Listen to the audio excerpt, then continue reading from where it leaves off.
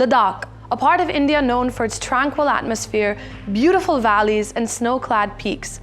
But in the violence that broke out in Ladakh, 4 people died and about 100 were injured.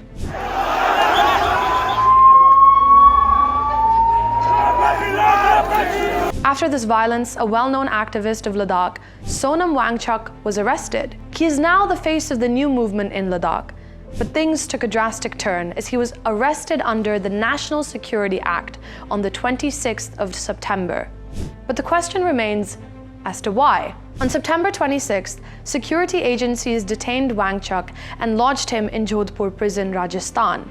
The move came 2 days after clashes in Leh, which had left 4 dead and nearly 90 injured. Authorities cited alleged foreign links and questioned the nature of his overseas visits. His wife, Geetanjali Angmo, strongly disputes these claims, calling them politically motivated and inconsistent with his long record of advocating non-violently. From protest leader to detainee, Wangchuk rose to prominence during the years of agitation for Ladakh's full statehood and 6th schedule status.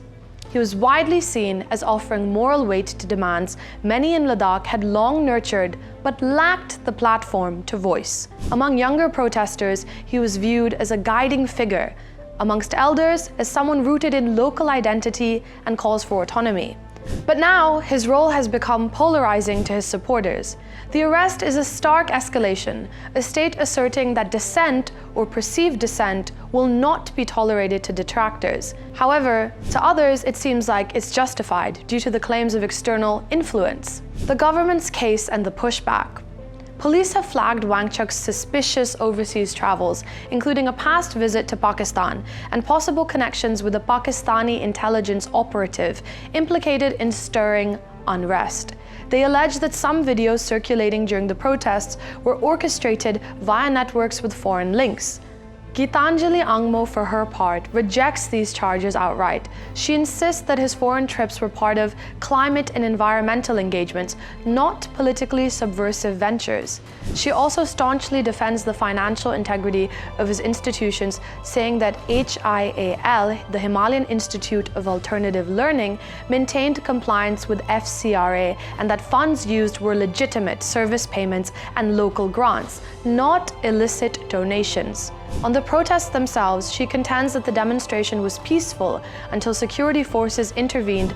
According to her, tear gas and aggressive dispersal tactics triggered youth anger, not any deliberate call to violence from Wangchuk. She rejects interpretations of his speeches as instigative, claiming that there's media misrepresentation and mistranslation. Stakes for Ladakh and for dissent. Wangchuk's arrest marks a turning point. Questions now include, will legal recourse succeed in securing his release, or at least a fair hearing? Will his absence weaken the protest movement's moral anchor? Will other leaders or youth activists fill in the vacuum? And if they do, in what form? And how will this action alter public perception? Is it seen as necessary security enforcement, or as a suppression of political dissent?